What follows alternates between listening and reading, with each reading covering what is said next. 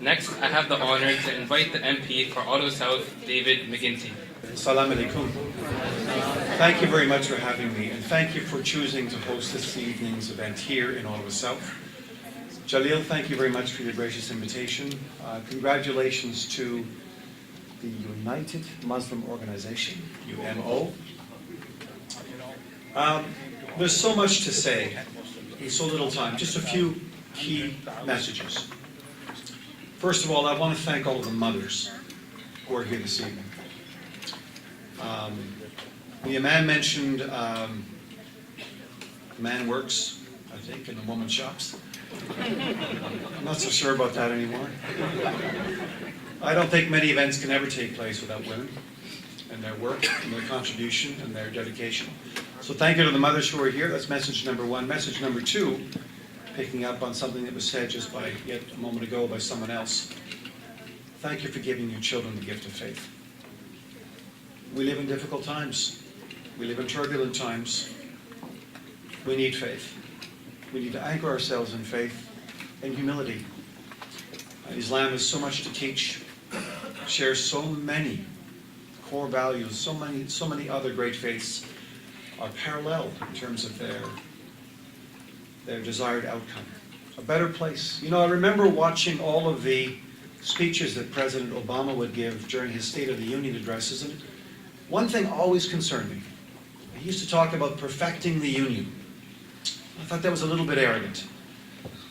Instead of talking about perfecting the Union, maybe we should be talking about a work in progress. And that's what we are.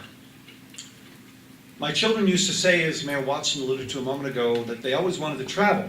And I would say to my children, no problem. Walk out the back door and walk around the block.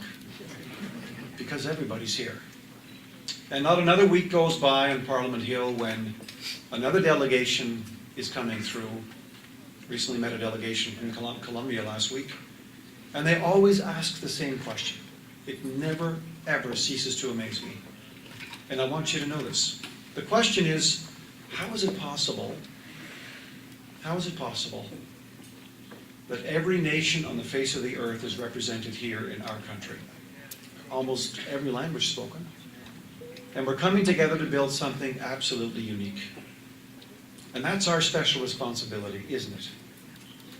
Our responsibility is to make it work, not just because it's in our own enlightened self-interest to make it work. It's important to make it work for our kids, absolutely, our grandkids, and as our Indigenous Canadians would say, for 7 generations. This is all true, but we also have to make it work because, as you know better than I do, the rest of the world is watching everything that we're doing. And many nation states are now saying, I'll be in Geneva, for example, giving a speech to 2,000 delegates from 175 countries in mid-October. And many nations now tell me, when we get better, as a work in progress, we want to be more like Canada. So my last message of the evening is this. Thank you.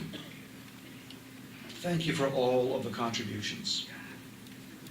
Academic, business, entrepreneurial, startup companies, students, public servants, medicine, law. All of these contributions are simply second to none. And we're going to need you, and we're going to need all of us at our best as we go forward to continue to build and to improve this incredible experiment called Canada.